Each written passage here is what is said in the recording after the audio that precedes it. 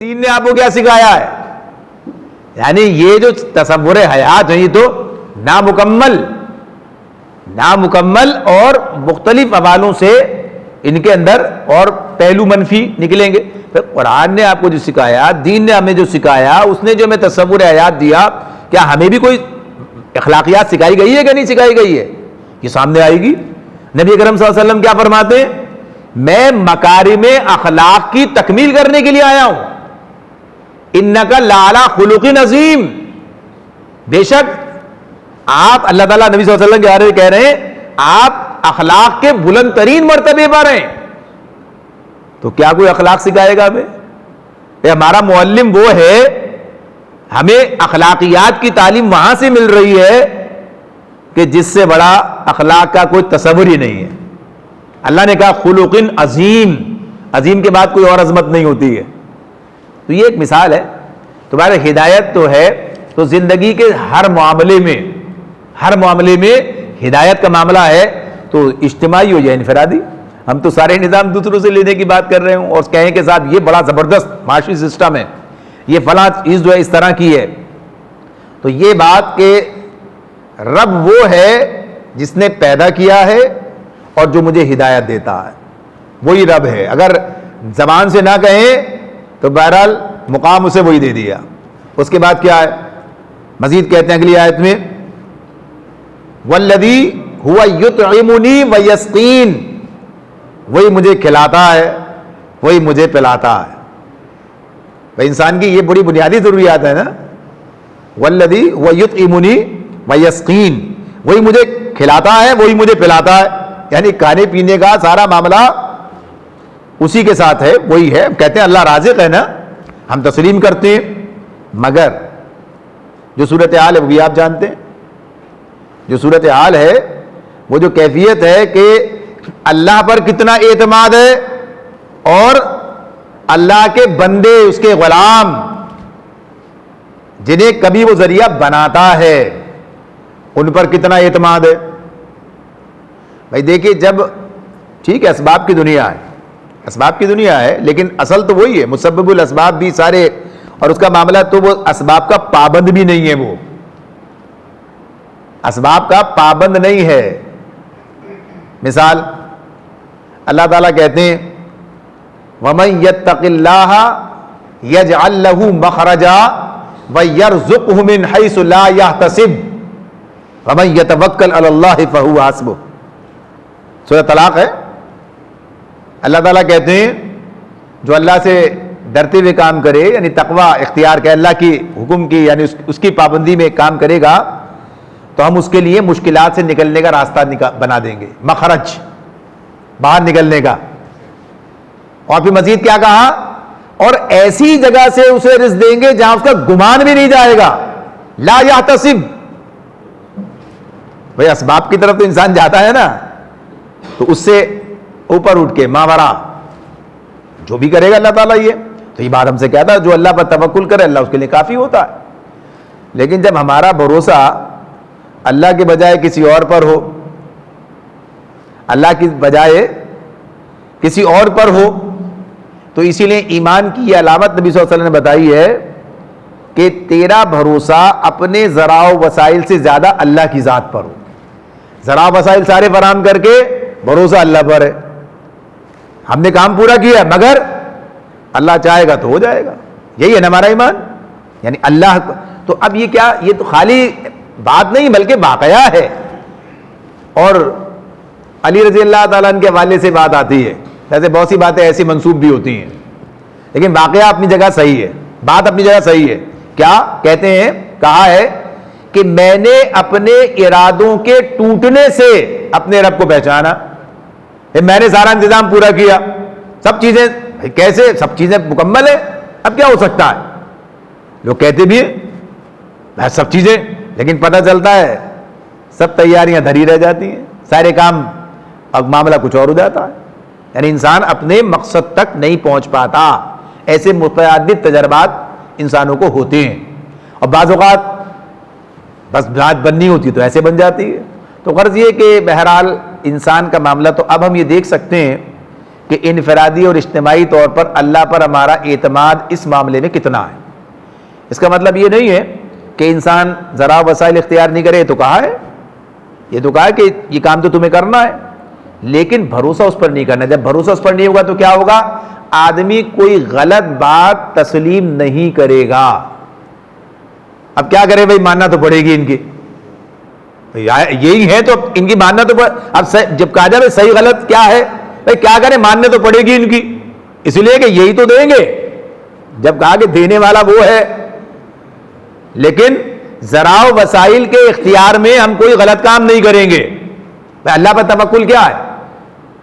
اگر آدمی کہتا ہے صاحب بے ایمانی کے بغیر کام نہیں چلتا، اس کا مطلب بے ایمانی پہ توکل ہے، اللہ پر توکل کہاں ہے؟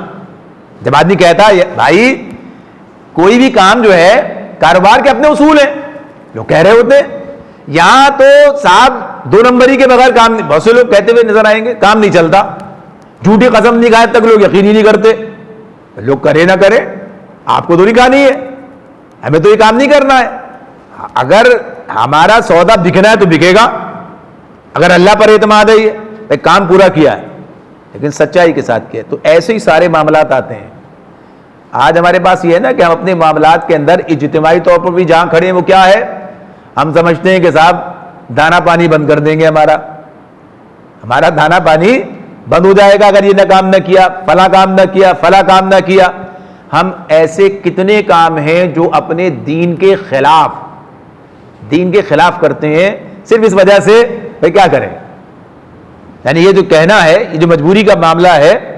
تو بہرحال آزمائش تو اسی میں ہوتی ہے، آدمی جانچا تو ایسے ہی جاتا ہے نا، استقامت جو مستقیم ہے، جب کہا یہ جو ایسے ہی تو نہیں ہو رہا معاملہ کہ یہ جنت بھی مل رہی ہے، فرشتے بھی آ رہے ہیں، بھائی آدمی استقامت کا تو امتحان ہوگا نا۔ اب جب میں نے اللہ کو اپنا رب تسلیم کیا ہے اور میں یہ جانتا ہوں کہ وہی کھلاتا پلاتا ہے، تو میں کسی غلط چیز پر کمپرومائز نہیں کروں گا، کوئی سمجھوتا نہیں ہوگا۔ بھائی کیا کیا جائے، رشوت تو لینی پڑے گی، چوری تو کرنی پڑے گی، دھوکہ تو دینا پڑے گا، ملاوٹ تو کرنی پڑے گی، سود تو کھانا پڑے گا۔ ہاں، ان کی اگر اجتماعی طور پر چلے جائیں تو بھائی یہ ورلڈ بینک ہو، IMF ہو، یہ سارے یہ تو بھائی مائی باپ بن کے اس طرح سے کیفیت ان کی ہے، جو کہیں وہی کرنا پڑے گا۔ غلط صحیح کا کوئی معیار نہیں ہے، غلط صحیح کا، اس لیے کہ ہم یہ سمجھ رہے ہیں۔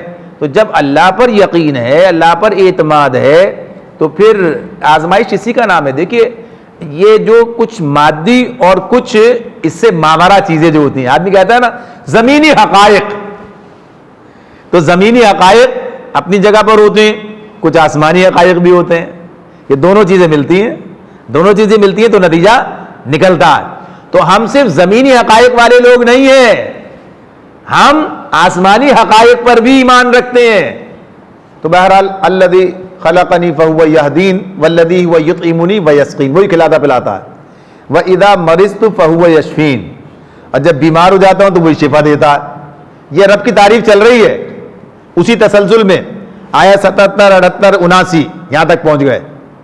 اب یاد ہو کیا کہہ رہے ہیں، وَإِذَا مَرِضْتُ فَهُوَ یشفین، اور جب بیمار ہوتا ہوں تو وہی شفا دیتا ہے۔ آپ نے بعض اسپتالوں کے دروازوں پر وہاں پر یہ سب لکھا دیکھا، ابے بھائی تو جب اللہ ہی شفا دیتا تو آپ کیا کر رہے ہیں؟ ہم تو کوشش کر رہے ہیں، ہمارا کام کوشش کرنا ہے، اس کوشش کو نتیجہ خیز بنانا، اس کوشش کو برابر کرنا، یہ اللہ کے اختیار میں، یہ میرا اختیار نہیں ہے۔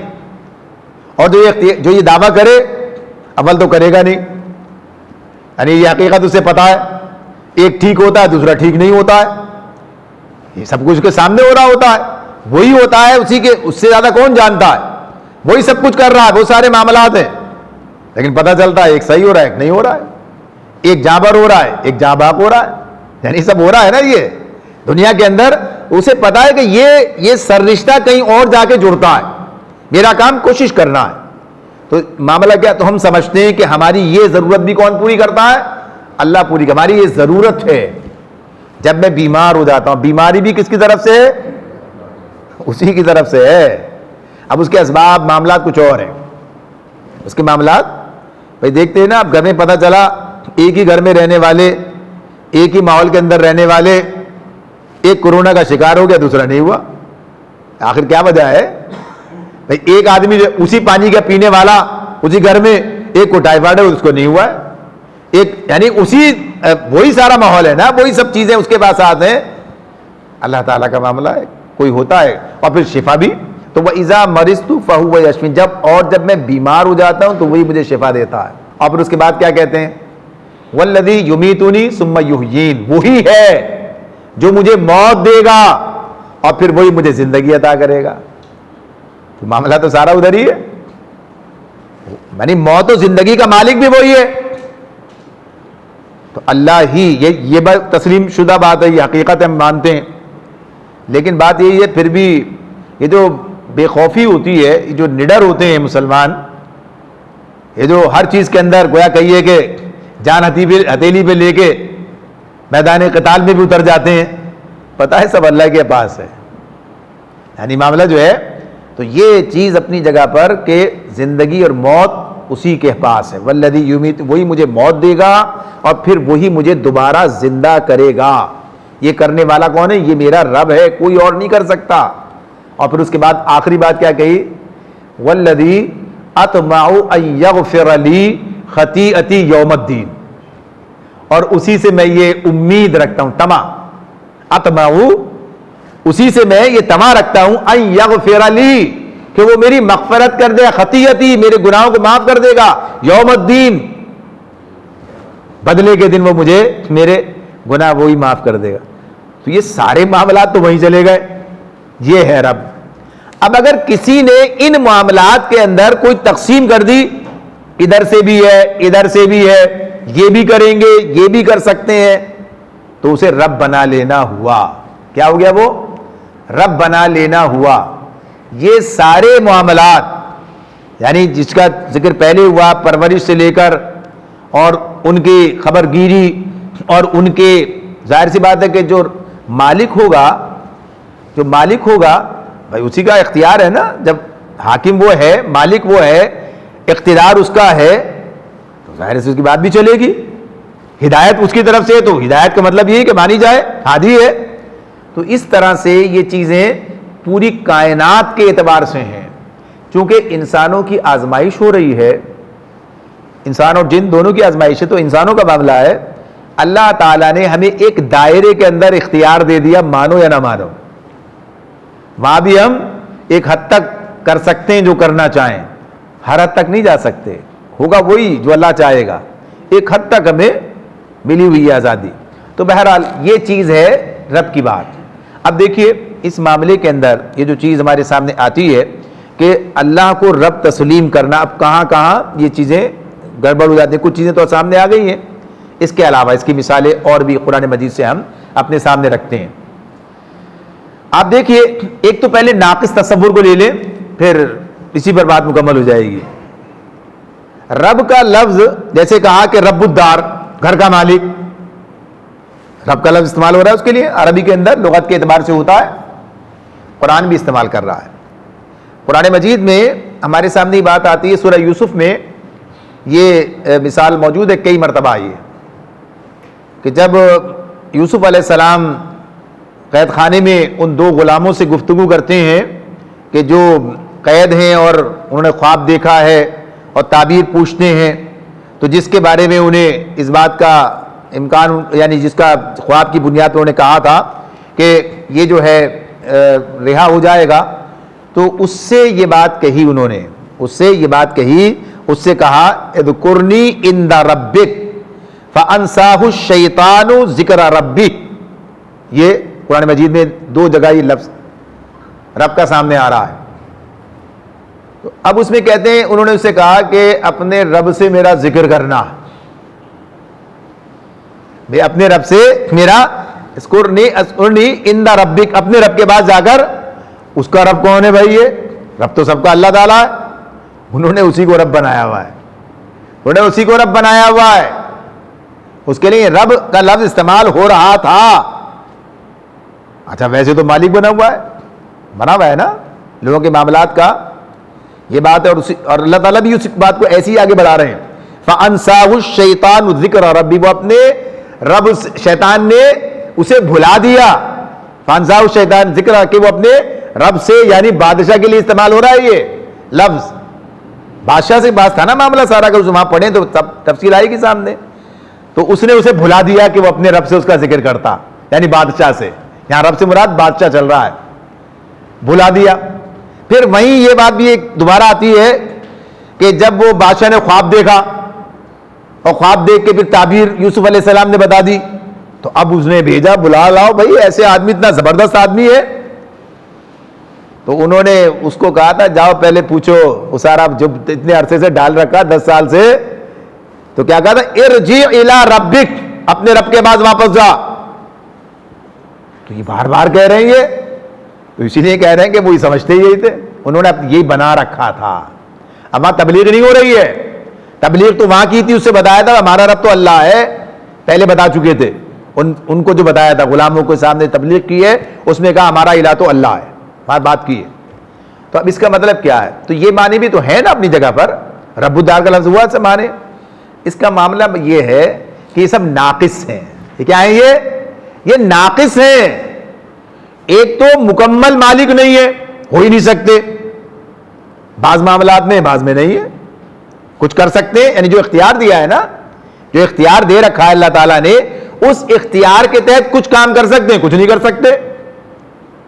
بھئی اب یہی جو بات ہے, یہ بعض جگہ ایسے حالات پیدا ہو جاتے ہیں کہ انسان سارے اختیار کے باوجود خود اپنے لیے کچھ نہیں کر سکتا. ایسی بیماریاں لاحق ہو جاتی ہیں کھانے پینے سے معذور, کھانے پینے سے معذور, ساری چیزیں دھری رہ جاتی ہیں. اختیار بھی ہے, وسائل بھی ہیں, ساری چیزیں موجود ہیں, نہیں کر سکتے, ممکن نہیں ہے, ہو ہی نہیں سکتا. یعنی یہ کیفیات سامنے آتی ہیں. خود اپنے یعنی بڑے بڑے جو ایسے گویا کہیے کہ دعوے دار, نمرود ہے, فرعون ہے, بھئی کیا کر سکے اپنے لیے؟ اپنے لیے کیا کر سکے؟ کچھ بھی نہیں کر سکے. تو اس اعتبار سے یا کوئی اور جیسا بھی, اب ویسے بھی کوئی مالک ہوتا ہے تو محدود معنوں میں, ہم بھی بعض چیزوں کے مالک ہیں نا, محدود معنوں میں, محدود ہے حوالوں سے. اسی لیے ہم تو اپنے آپ کو امین کہتے ہیں. ہم چیزوں پر اللہ تعالیٰ نے یہ امانتیں ہمارے حوالے کا, مالک نہیں ہے, مالک تو وہی ہے.